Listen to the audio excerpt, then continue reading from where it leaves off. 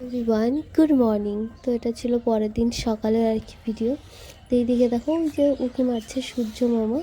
আর এত সুন্দর মানে পরিবেশ, বাড়িতে এসে ভেবেছিলাম একটু ঘুমাবো, কিন্তু হয় না, যে যতই ভাবি ঘুমাবো সেটা আর হয় না। তাই সকালবেলা উঠে আমি ছাদে এসেছি। আর চারপাশটা দেখো। আর এই ছাদে আমার কাটানো কত মুহূর্ত, এটা আমার সবথেকে প্রিয় জায়গা, এই ছাদটায়। তো যাই হোক, ওই যে দূরে মাঠ দেখা যাচ্ছে, একটু পরেই মাঠে ওখানেই যাব। তারপরে আবার আবির খেলবো সবার সঙ্গে। তো যাই হোক, চারিদিকে পাতা পড়ে দেখো কি সুন্দর না কর্মর সাউন্ড হচ্ছে। আর এই দেখো, ওরা দুই ভাই বোন খেলা করছে সকালে উঠে। যাই হোক, ওরা দুই ভাই বোন এইভাবেই খেলে। তো এই দিকে দেখো কি কি না কি করছে ওরা। আমি না মাঝে মধ্যে এসে ওদের এই খেলাগুলো দেখতাম, খুব মিস করি জানো তো। বেশ ভালোই লাগছে, বহুদিন বাদে দেখছি ওরাই করছে। তো যাই হোক, এইদিকে কিন্তু আমি আর আমার বোন বেরিয়ে গেলাম মাঠের উদ্দেশ্যে। কয়েক যুগ বাদে হচ্ছে মাঠে যাচ্ছি। আর মাঠে যেতে গেলে রাস্তা আছে, আমি এই বাড়ির উপর দিয়ে যাচ্ছি।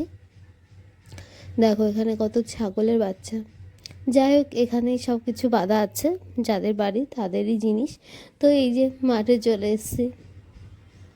আর এইদিকে দেখো জবা ফুল পাড়ছিল।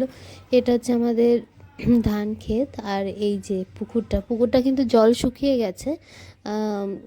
এই পুকুরটা বেশ বড়। আর একটা পুকুর হচ্ছে পাশে। আর এটা কুল গাছ দেখো। এবছর এবার আমার কপালে দেশি কুল জুটলই না, খেতেই পারিনি। কি করা যাবে, মাঠে যেহেতু গাছ, কেউ না কেউ যখনই আসে তখনই নিয়ে যায়। আর পাওয়া যায় কি, মাঠের জিনিস সচরাচর পাওয়াই যায় না যদি তাক না করে রাখা হয়। তো এই একটা মজার জিনিস, এটা ছোটবেলায় খুব খেলেছি।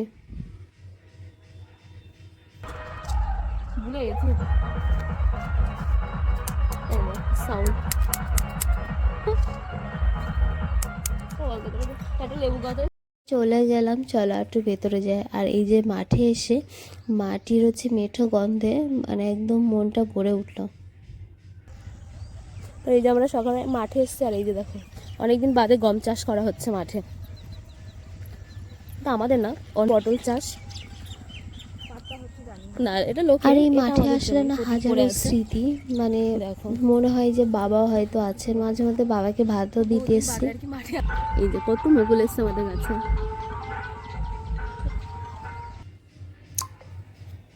তারপর আবার চলে যায় আমাদের মটর ঘরের দিকে। আর এইদিকে দেখো, এই যে এখানে কিন্তু পেঁয়াজ চাষ করেছে। আমার এইভাবেই চাষ হয় কিন্তু। আর এটা হচ্ছে একটা মটর, মানে লোকের। আর এই যে হচ্ছে আমাদের ড্রেন, এই ড্রেনটাই কত ছোটোবেলায় খেলেছি। আর জলটা কত সুন্দর। আর এইদিকে কিন্তু গম পেকে গেছে, কাটার উপযোগী হয়ে গেছে। আর এই জায়গাটা আসলে আরও বেশি খারাপ লাগে, এই জায়গাটা এখানে তো বাবা যেহেতু বেঁচে নেই, এগুলো বাবাই দেখাশোনা করতে। এখন যেহেতু ভাগে দেওয়া আছে জন্য জানি না কে চালিয়েছে। সেইটা পুরোনো মোটর, এটা হচ্ছে আমাদের মোটর। মানে এখান থেকে সব জল টল দিত মাঠে। আর এই দেখো, এখানে বাবা অনেক কিছু লাগিয়ে গেছে, এই গাছগুলো। আর এই যে কাঁঠাল গাছটা না, দেখো কত কাঁঠাল হয়েছে। এটা আমার বাবার হাতে লাগানো নিম গাছটা। আর এটা আমাদের জমি। কলা গাছগুলো আমার বাবাই লাগিয়ে গেছে। তো দেখো ওই কলা হয়েছিল, কলার কাঁদি, ওই দেখ, হ্যাঁ এই যে কলার কাঁদিটা।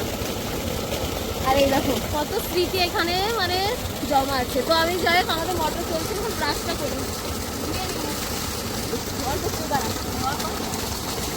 দেখো কত পরিষ্কার স্বচ্ছ জল আমাদের মোটরে। আর এখানে সব কিছু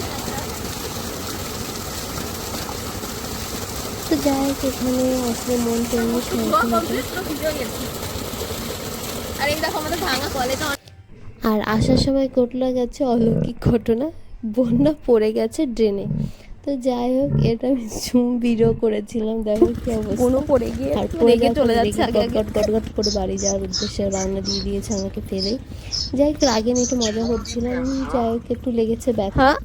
তো চল এবার বাড়ি ফেরার পালা, অনেক তো হলো। এবার খেয়ে দিয়ে এখন পাড়ায় বেরোতে হবে। এই যে বাড়ি